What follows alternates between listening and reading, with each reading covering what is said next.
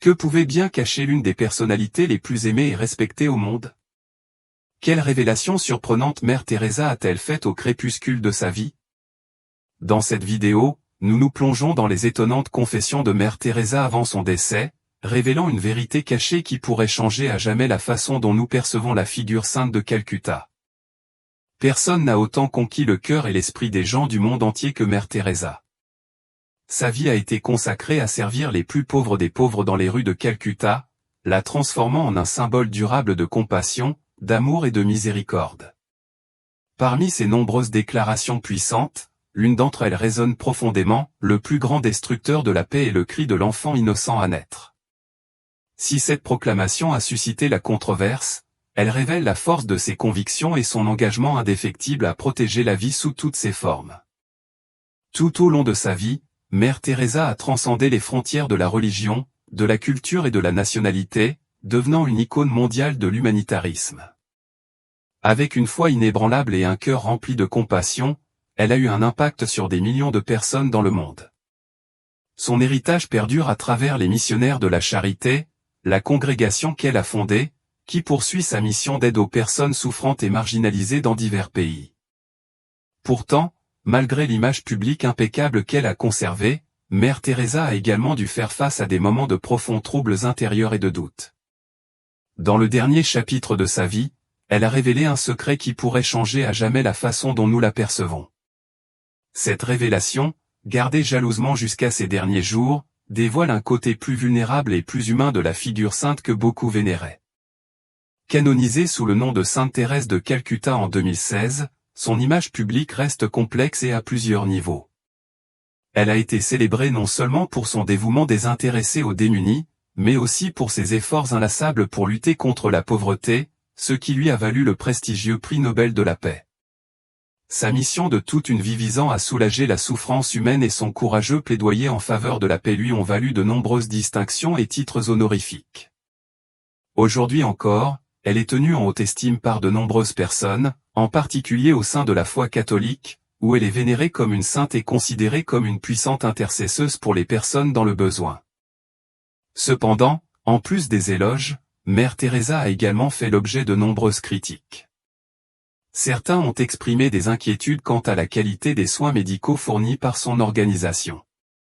Certains ont suggéré que certains baptêmes sur son lit de mort étaient des conversions forcées, et elle a été accusée d'avoir des liens avec le colonialisme, le racisme et des personnalités publiques douteuses.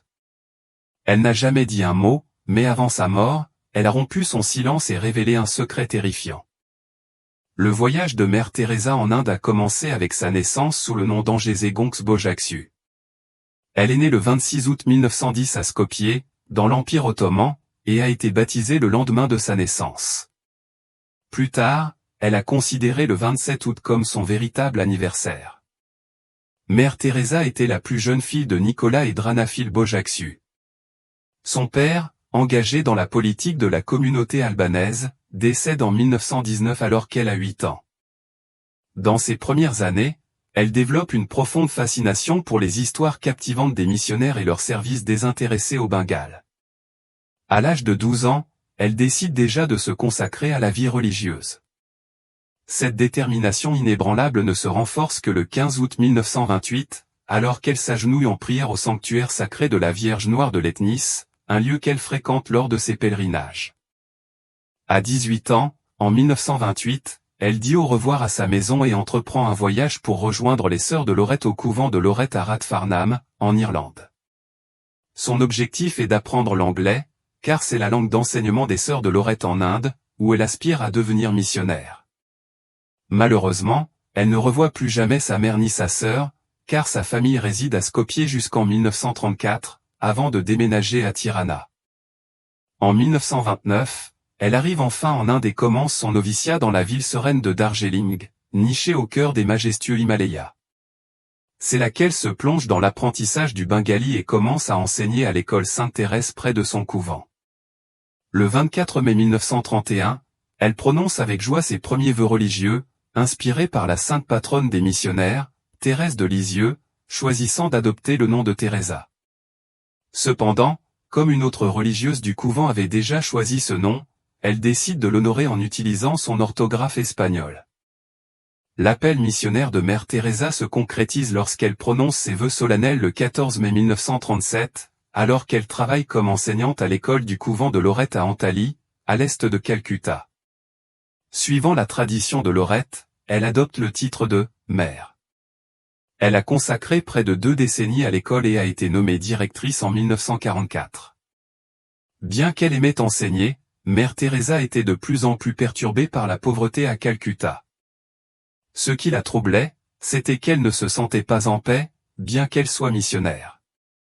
La famine du Bengale de 1943 et la violence pendant la journée d'action directe d'août 1946 ont encore renforcé son désir d'aider les nécessiteux.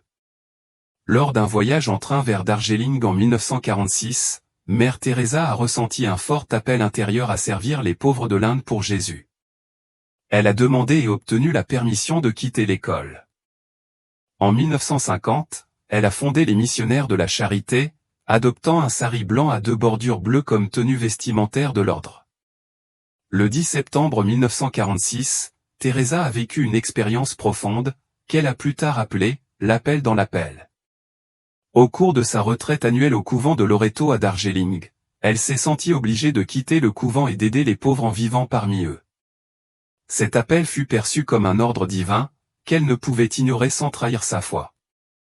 Joseph Langford, le fondateur des Pères missionnaires de la Charité, a noté que, sans que beaucoup le sachent, Sœur Teresa s'était transformée en Mère Teresa en 1948. Elle s'est lancée dans son travail missionnaire auprès des pauvres, abandonnant son habit traditionnel de Lorette pour un simple sari en coton blanc orné d'une bordure bleue. Mère Teresa a adopté la citoyenneté indienne et a reçu une formation médicale de base à l'hôpital Holy Family de Patna avant de s'aventurer dans les bidonvilles. Avant de se consacrer pleinement aux sans-abri et aux affamés, elle a créé une école à Motigil, Kolkata, au début de 1949. Mère Teresa a été rejointe par un groupe de jeunes femmes qui ont jeté les bases d'une nouvelle communauté religieuse, vouée à aider les plus pauvres d'entre les pauvres. Ces efforts ont rapidement attiré l'attention des autorités indiennes, y compris du Premier ministre. Le 7 octobre 1950, Mère Teresa obtient l'approbation du Vatican pour la création de la congrégation diocésaine, qui deviendra plus tard les Missionnaires de la Charité.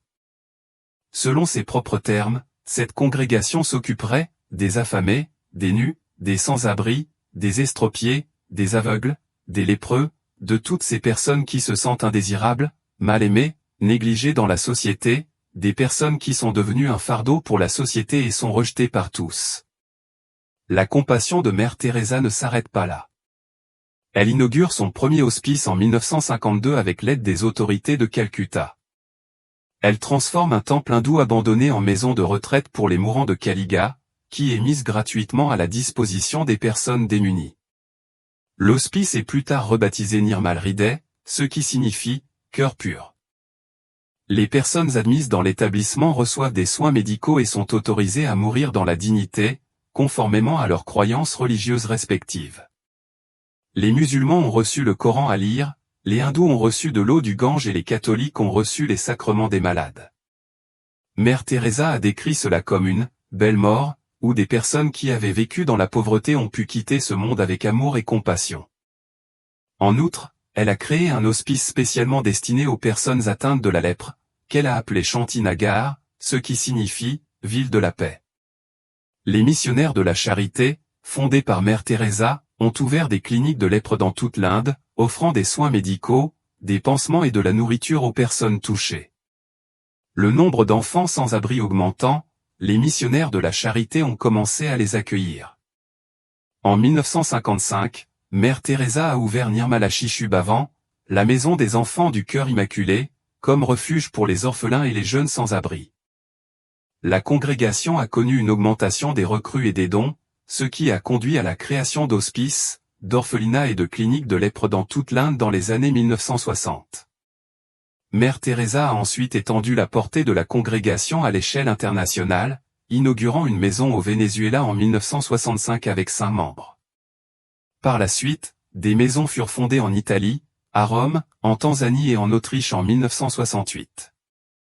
Au cours des années 1970, la congrégation créa des maisons et des fondations aux États-Unis et dans de nombreux pays d'Asie, d'Afrique et d'Europe. Ce n'est pas tout. Les Frères des missionnaires de la charité furent fondés en 1963, suivis par une branche contemplative des Sœurs en 1976. Des laïcs catholiques et non catholiques furent accueillis dans les coopérateurs de Mère Teresa, les coopérateurs malades et souffrants et les laïcs missionnaires de la charité. En réponse aux demandes de divers prêtres, Mère Teresa a fondé le mouvement Corpus Christi pour les prêtres en 1981 et, avec Joseph Langford, a établi les Pères missionnaires de la charité en 1984 pour unir les objectifs vocationnels des missionnaires de la charité aux ressources de l'Église. En 1997, la congrégation de Calcutta, qui comprenait initialement 13 membres, comptait plus de 4000 sœurs supervisant des orphelinats, des hospices pour les patients atteints du sida et des centres de charité dans le monde entier. Elles ont servi les réfugiés, les aveugles, les handicapés, les personnes âgées, les alcooliques, les pauvres, les sans-abri et les victimes de catastrophes naturelles, d'épidémies et de famines. En 2007, les missionnaires de la charité comptaient environ 450 frères et 5000 sœurs dans le monde entier, gérant 600 missions, écoles et refuges dans 120 pays. Mère Teresa a exprimé son identité de diverses manières. Elle prétendait être albanaise de sang, indienne de nationalité et religieuse catholique de foi. Bien qu'elle ait principalement travaillé en Inde, elle voyageait occasionnellement à l'extérieur du pays pour des raisons humanitaires. En 1971, elle se rendit à Belfast pendant une période troublée avec 4 de ses sœurs. On dit qu'elle subit la pression de hauts dignitaires religieux qui estimaient que l'accent du travail missionnaire devait être dirigé ailleurs. Malgré l'accueil et le soutien locaux, Mère Teresa et ses sœurs quittèrent brusquement la ville en 1973. Y avait-il un secret derrière son départ, ou Mère Teresa a-t-elle vu quelque chose qui l'a fait préférer partir plutôt que rester? Aaron possède un œil remarquable pour le design, et son souci du détail est vraiment inspirant. C'est sa méticulosité et sa sensibilité artistique qui font l'attrait esthétique du programme. De la sélection minutieuse de palettes de couleurs qui complètent parfaitement le contexte historique de chaque maison à la dédicace des meilleures pièces décoratives, Aaron insuffle sans effort son style distinctif dans chaque projet. Le résultat est un mélange harmonieux de charme intemporel et d'éléments contemporains, créant des espaces visuellement époustouflants et profondément enracinés dans l'histoire. Ensemble, Aaron et Ben, avec leurs compétences complémentaires et leur passion commune pour la création d'espaces beaux et fonctionnels, forment une équipe inarrêtable. Leur collaboration sur le programme Hometown a non seulement apporté joie et inspiration à leurs téléspectateurs, mais a également revitalisé des communautés entières. En 1991, Mère Teresa a rendu visite aux victimes des radiations de Tchernobyl et aux victimes du tremblement de terre en Arménie. Elle a fait son premier retour en Albanie, où elle a inauguré une maison pour les frères missionnaires de la charité à Tirana. En 1996, les missionnaires de la charité exploitaient 517 missions dans plus de 100 pays. Le nombre de sœurs est passé de 12 à des milliers, au service des plus pauvres dans 450 centres à travers le monde. La première maison des missionnaires de la charité aux États-Unis a été fondée dans le quartier du South Bronx à New York. En 1984, la congrégation comptait 19 établissements à travers le pays. À la recherche de réconfort et de sa connexion avec Jésus-Christ, son saint visage et son cœur, elle priait et contemplait en silence. Cependant, en privé, Mère Teresa a lutté contre les doutes et a eu des difficultés avec ses croyances religieuses pendant près de 5 décennies jusqu'à la fin de sa vie. Elle a ouvertement exprimé une profonde incertitude quant à l'existence de Dieu et l'angoisse causée par son manque de foi. Cela signifie-t-il que Mère Teresa n'était pas proche de Dieu? Un autre secret est sur le point d'être révélé. Cette expérience de sécheresse spirituelle, caractérisée par une nuit de vide, n'était pas unique à Mère Teresa, car d'autres saints, dont Sainte Thérèse de Lisieux, ont vécu des expériences similaires. James Langford affirme que ces doutes étaient courants et n'allaient pas faire obstacle à sa canonisation. Après une décennie de doutes, Mère Teresa a connu un bref regain de foi après la mort du pape Pie XII en 1958. Au cours d'une messe de Requiem, où elle a prié pour lui, elle s'est sentie soulagée du long vide de sa souffrance. Cependant, ce répit fut de courte durée car sa sécheresse spirituelle est revenue 5 semaines plus tard. Pendant 66 ans, Mère Teresa a écrit de nombreuses lettres à ses confesseurs et supérieurs, notamment adressées à l'archevêque de Calcutta et au prêtre jésuite Céleste Van Exem, son conseiller spirituel depuis la fondation des missionnaires de la charité. Elle a expressément demandé la destruction de ces lettres, craignant qu'elles ne détournent l'attention vers elle au lieu de Jésus. Cependant, toutes les lettres se trouvent dans le livre Mère Teresa, Viens, sois ma lumière. Dans ces lettres, Mère Teresa dit à son ami Michael Vanderpitt que Jésus l'aime beaucoup, mais pour elle, elle se sent accablée par le silence et le vide. Elle cherche mais ne voit pas, entend mais n'entend pas, prie mais ne trouve pas de mots. Elle demande à Michael de prier pour elle afin qu'elle puisse s'abandonner pleinement à Jésus. Dans la première encyclique Deus Carita et du pape Benoît XVI, il parle 3 fois de Mère Teresa, utilisant sa vie comme exemple pour démontrer que prier Dieu ne nous empêche pas d'aider les autres. En fait, c'est la source de notre amour et de notre service. Mère Teresa elle-même disait que la prière et la lecture de livres spirituels nous aident à développer notre capacité à prier. Bien que l'ordre de Mère Teresa ne fasse pas partie des ordres franciscains, elle admirait Saint François d'Assise, et sa spiritualité a eu un grand impact sur elle. Les Sœurs de la Charité récitent la prière de Saint François chaque matin pendant la messe en signe de gratitude après la communion. Son engagement dans le ministère et ses vœux partagent de nombreuses similitudes avec Saint François, qui accordait une grande importance à la pauvreté, à la chasteté, à l'obéissance et au dévouement au Christ. Il a consacré une grande partie de sa vie au service des plus démunis, notamment des personnes atteintes de la lèpre. Ce n'est que le début. Mère Teresa a reçu un passeport diplomatique du gouvernement indien et a été honorée du Padma Shri en 1962 et du prix Jawaharlal Nehru pour la compréhension internationale en 1969. De plus, elle a reçu plusieurs autres distinctions indiennes prestigieuses, notamment le Bharat Ratna, la plus haute distinction civile indienne, en 1980. Navin Chawla a écrit sa biographie officielle, publiée en 1992. Il est intéressant de noter qu'à Calcutta, elle est vénérée comme une divinité par certains hindous. En l'honneur de son 100e anniversaire, le gouvernement indien a émis une pièce spéciale de 5 roupies le 28 août 2010. Cette somme d'argent était importante car elle représentait les fonds dont disposait Mère Teresa à son arrivée en Inde.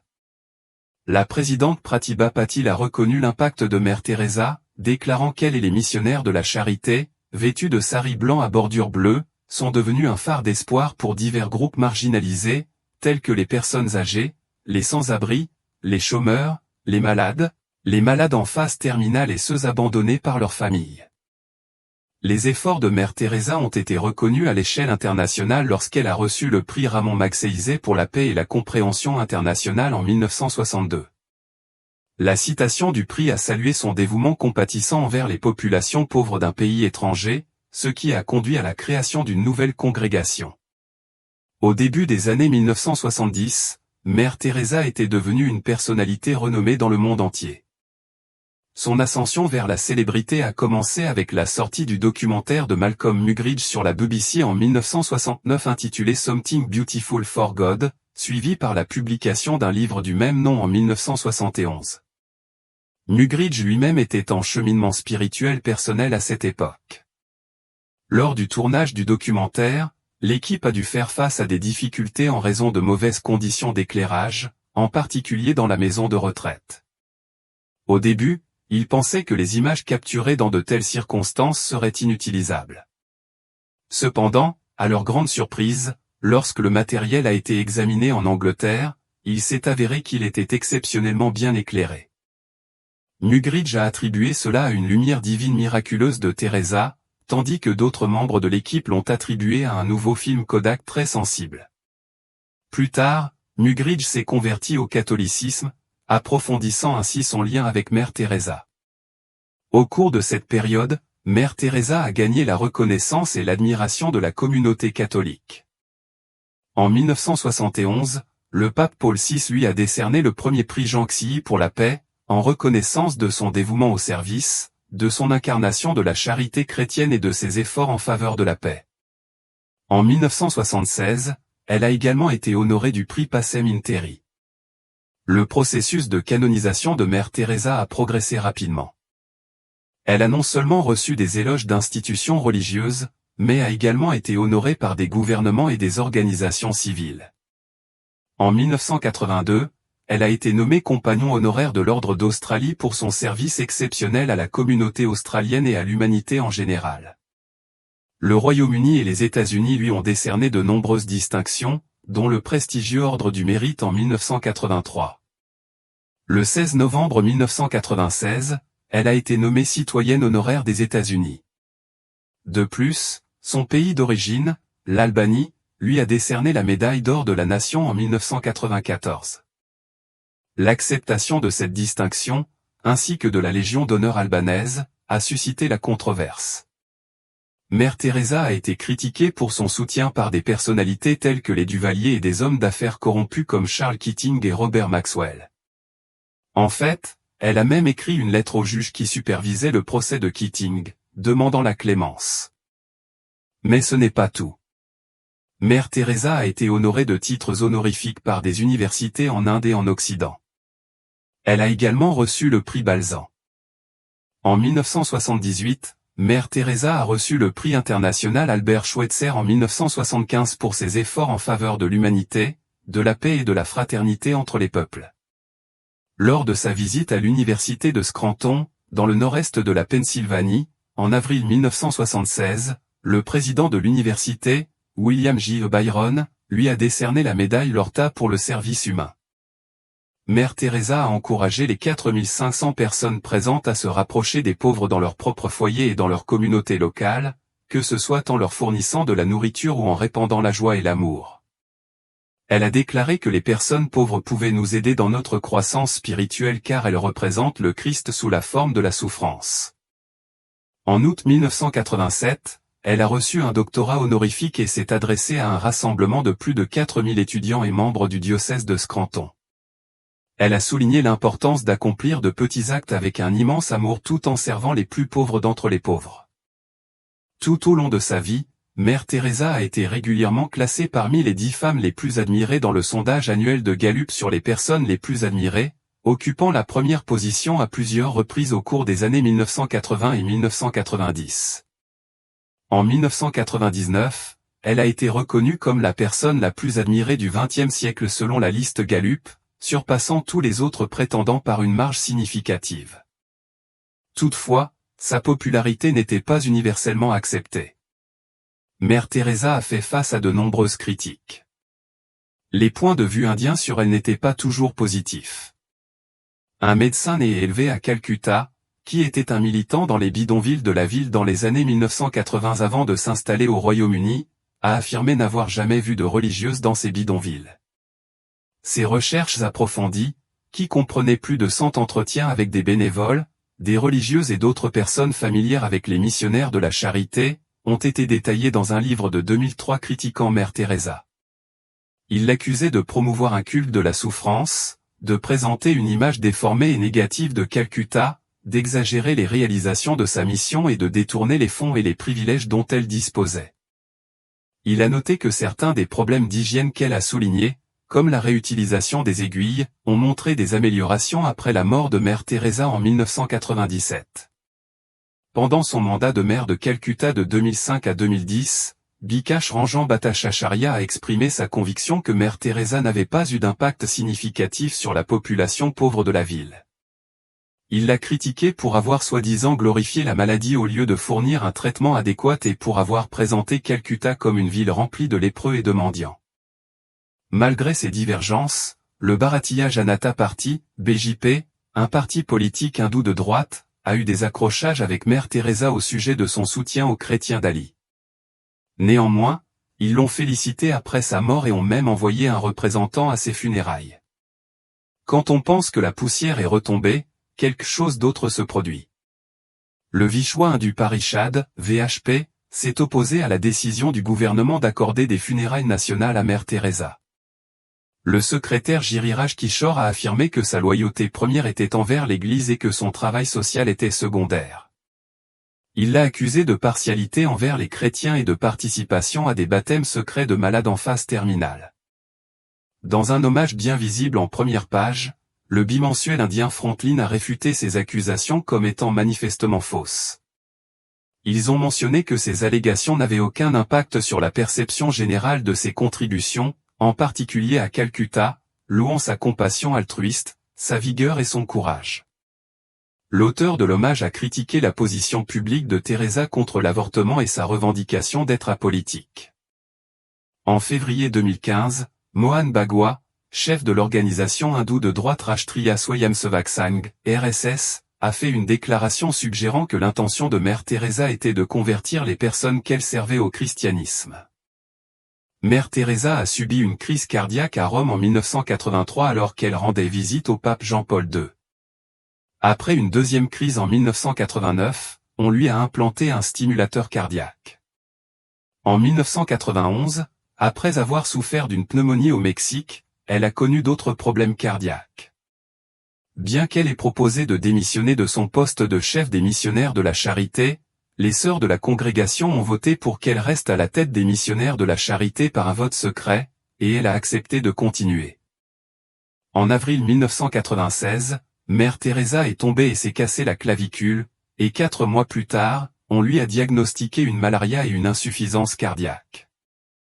Malgré une opération cardiaque, sa santé a continué à se détériorer. L'archevêque Henri-Sébastien de Souza a ordonné à un prêtre de pratiquer un exorcisme avec son consentement lorsqu'elle a été hospitalisée pour la première fois avec des problèmes cardiaques, croyant qu'elle pourrait être attaquée par le diable. Le 13 mars 1997, Mère Teresa démissionne de son poste de chef des missionnaires de la Charité. Elle décède le 5 septembre 1997. Son corps est exposé dans un cercueil ouvert à l'église Saint-Thomas de Calcutta, au cours de la semaine précédant ses funérailles. Le gouvernement indien exprime sa gratitude pour son service désintéressé envers les personnes de toute croyance en organisant des funérailles nationales pour elle. Au cours de la cérémonie, le cardinal secrétaire d'État Angelo Sodano, représentant le pape, prononce une homélie émouvante. La nouvelle du décès de Mère Teresa est accueillie avec douleur et tristesse par les communautés laïques et religieuses. Le Premier ministre pakistanais, Nawaz Sharif, l'a décrit comme une personne extraordinaire qui a consacré sa vie à des causes nobles, louant son engagement indéfectible à prendre soin des pauvres, des malades et des marginalisés, considérant cela comme un brillant exemple de service à l'humanité. L'ancien secrétaire général de l'ONU, Javier Pérez de Cuellar, a déclaré que Mère Teresa incarnait l'esprit des Nations Unies et représentait la paix dans le monde. Le Vatican a reconnu comme un miracle la guérison d'une tumeur au ventre de Monica Bessra, une femme indienne. Cette guérison a été attribuée à l'application d'une relique contenant l'image de Teresa, de laquelle, selon Bessra, un rayon de lumière a émergé et a guéri sa tumeur. Cependant, son mari et certains membres du personnel médical ont affirmé que la tumeur avait été éradiquée grâce à un traitement médical conventionnel. En décembre 2015, le pape François a officiellement reconnu un deuxième miracle attribué à Mère Teresa, marquant une étape cruciale vers sa sainteté. Ce miracle concernait la guérison remarquable d'un Brésilien souffrant de multiples tumeurs cérébrales en 2008. Le processus de confirmation du miracle a commencé lors des Journées mondiales de la jeunesse au Brésil en 2013, où une enquête approfondie a été lancée. Après un examen rigoureux par la Congrégation pour les causes des saints, le Vatican a émis un décret confirmant la nature surnaturelle de la guérison, ouvrant la voie à la canonisation de Mère Teresa. Mère Teresa avait déjà été béatifiée en 2003, mais ce sont ses miracles reconnus qui l'ont élevée au rang de sainte en 2016. Le 4 septembre de cette année-là, le pape François l'a officiellement canonisée lors d'une grande cérémonie sur la place Saint-Pierre au Vatican. Des dizaines de milliers de personnes se sont rassemblées pour assister à cet événement historique, dont des dignitaires de 15 pays différents et 100 sans-abri de toute l'Italie, dans un hommage poignant à son travail de toute une vie auprès des pauvres. La messe de canonisation a été diffusée en direct dans le monde entier via la chaîne du Vatican, permettant à des millions de personnes de participer à cet événement mémorable à distance. Dans la ville natale de Mère Teresa, Skopje, une célébration d'une semaine a été annoncée en son honneur. Pendant ce temps, à Calcutta, en Inde, où elle a passé des décennies à servir les plus démunis, les missionnaires de la Charité ont organisé une messe spéciale pour célébrer sa sainteté. Un an plus tard, le 4 septembre 2017, Sœur Marie Préma Piric, la dirigeante des missionnaires de la Charité, a révélé que Mère Teresa serait honorée comme seule patronne de l'archidiocèse de Calcutta. Cette déclaration a été faite lors d'une messe à la cathédrale du Très Saint-Rosaire le 6 septembre 2017, commémorant le premier anniversaire de sa canonisation. L'archevêque Thomas de Souza de l'archidiocèse catholique romain de Calcutta a également confirmé le 5 septembre 2017 que Mère Teresa serait nommée copatronne de l'archidiocèse aux côtés de Saint François Xavier. Cette annonce a été faite lors d'une cérémonie organisée pour célébrer l'anniversaire de sa sainteté, consolidant davantage son héritage au cœur de Calcutta, où elle avait consacré sa vie à servir les plus démunis. Cependant, malgré l'amour et la joie que Mère Teresa a répandus dans le monde entier, des révélations troublantes ont fait surface avant sa mort. Elle avait nourri une lutte intérieure profonde et douloureuse dont peu de gens étaient au courant. Dans ces derniers jours, elle a confié l'obscurité qu'elle ressentait en elle-même. Malgré sa compassion et son dévouement apparent, elle a avoué ressentir un sentiment accablant de vide et de désolation spirituelle. Bien qu'elle ait constamment offert chaleur et réconfort aux autres, il semblait qu'elle aussi aspirait à la même étreinte. Mère Teresa a décrit une profonde solitude, croyant que Dieu était loin d'elle, et bien qu'elle aspirait à sa présence, elle se sentait souvent abandonnée. Sa plus grande peur était de ne pas plaire à Jésus, et elle vivait avec une peur obsédante du jugement divin. Ces révélations ont révélé un côté plus humain de la sainte vénérée, montrant que même les individus les plus altruistes peuvent éprouver du doute, de l'isolement et un désir spirituel.